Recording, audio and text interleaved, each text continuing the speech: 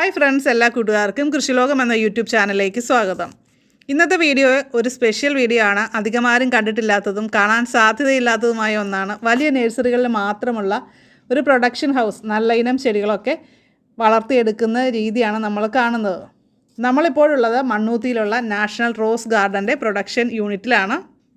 Production ഹൗസിൻ്റെ ഏറ്റവും വലിയൊരു പ്രത്യേകത എന്ന് പറയുമ്പോൾ നമ്മുടെ ക്ലൈമറ്റിനെ ഒന്ന് കറക്റ്റ് ചെയ്ത്, നമ്മൾ അമിതമായിട്ടുള്ള ചൂടും കാര്യങ്ങളൊക്കെ ഉണ്ടെങ്കിൽ നമ്മുടെ ചെടികൾ വളർന്നു വരാനായിട്ട് താമസിക്കും. അപ്പോൾ അതുകൊണ്ട് തന്നെ കുഞ്ഞു ചെടികളെ വളർത്തിയെടുക്കാനായിട്ട് ഏറ്റവും നല്ല രീതിയിൽ ചൂടൊക്കെ കുറഞ്ഞിട്ടുള്ള ഒരു അന്തരീക്ഷം ഇവിടെ സൃഷ്ടിക്കുകയാണ് ചെയ്യുന്നത്. അപ്പോൾ അങ്ങനെ വളർത്തിയെടുക്കുന്ന ചെടികൾ നല്ല ആരോഗ്യത്തോടെ വളരാനും ചെടികൾ നശിച്ചു പോകുന്നതൊക്കെ ഒഴിവാക്കാനും നല്ല രീതിയിൽ സാധിക്കും.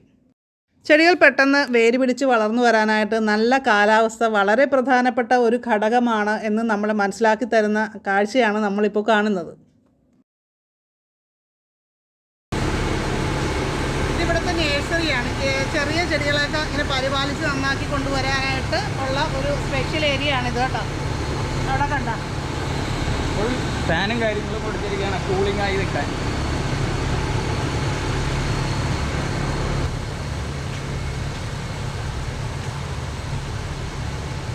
ബ്ലാക്ക് ആന്തൂറിയാണ് ഈ കാണുന്നത് കേട്ടോ. ബ്ലാക്ക് ആന്തൂറിയ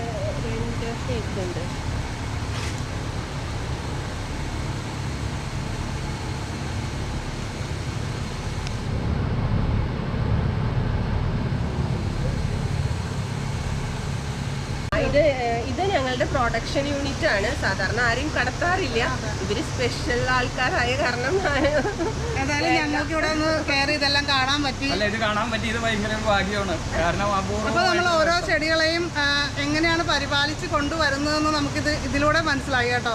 നമ്മൾ വിചാരിക്കും ചെടി നട്ടവിടെ മുറ്റത്ത് വെച്ചിരിക്കുകയാണ്. അത് സ്പെഷ്യൽ റൂമിലൊക്കെയാണ് ഇവർ വെച്ച് പിടിപ്പിച്ചാണ് ഇതിനെ പ്ലാന്റ് ചെയ്ത് ഒരെണ്ണം പോലെ നശിച്ചു പോകാതെ എടുക്കുന്നത്. കുട്ടികളെ നോക്കുന്ന പോലെ.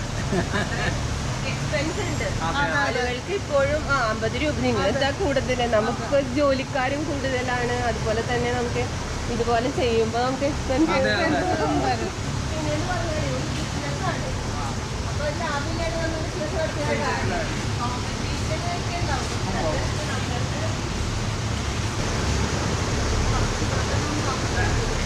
നമ്മളവിടെ കണ്ട ഡ്രസ്സീനയുടെ ഇങ്ങനെ ഉണ്ടാക്കുന്നു ചെറിയ പ്ലാന്റുകൾ.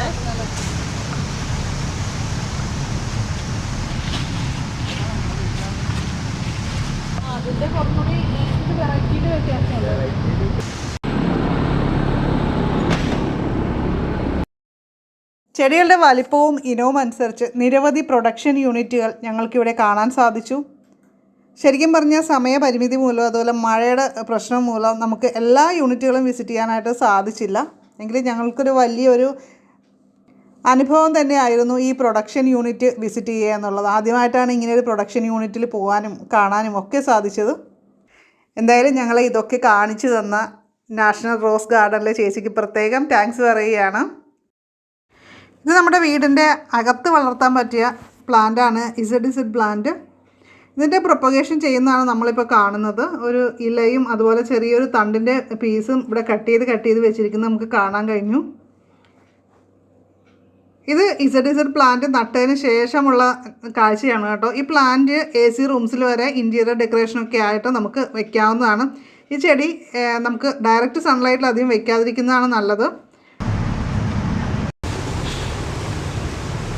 ഒരുപാട് പേര് നമ്മുടെ നാഷണൽ റോസ് ഗാർഡൻ്റെ വീഡിയോ ചെയ്തപ്പോൾ ഇതിനു മുമ്പ് 2 വീഡിയോസ് നമ്മൾ ചെയ്തിട്ടുണ്ടായിരുന്നു. അപ്പോൾ അതൊക്കെ കണ്ടിട്ട് ഒരുപാട് പേര് നമുക്ക് ഫോട്ടോസും വീഡിയോസും ഒക്കെ അയച്ചു തന്നു. അവിടെ നിന്ന് പ്ലാന്റുകളൊക്കെ വാങ്ങിച്ചതിൻ്റെ വിശേഷങ്ങളൊക്കെ ഞങ്ങൾക്ക് വാട്സപ്പിൽ അയച്ചു തന്നു. ഒരുപാട് സന്തോഷം കേട്ടോ.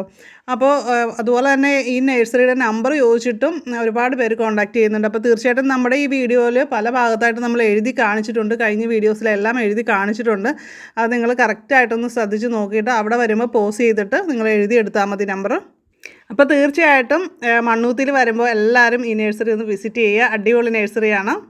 ഇത് ഞാൻ പറഞ്ഞതല്ല കേട്ടോ, നിങ്ങൾ ഓരോരുത്തരും തന്നെ നമുക്ക് മെസ്സേജ് അയച്ചൊരു കാര്യമാണ്. അപ്പോൾ ഇന്നത്തെ വീഡിയോ നിങ്ങൾക്ക് ഇഷ്ടമായിട്ടുണ്ടെങ്കിൽ ലൈക്ക് ചെയ്യുക. നിങ്ങളുടെ ഫ്രണ്ട്സിനും റിലേറ്റീവ്സിനും ഒക്കെ ഷെയർ ചെയ്ത് കൊടുക്കുക.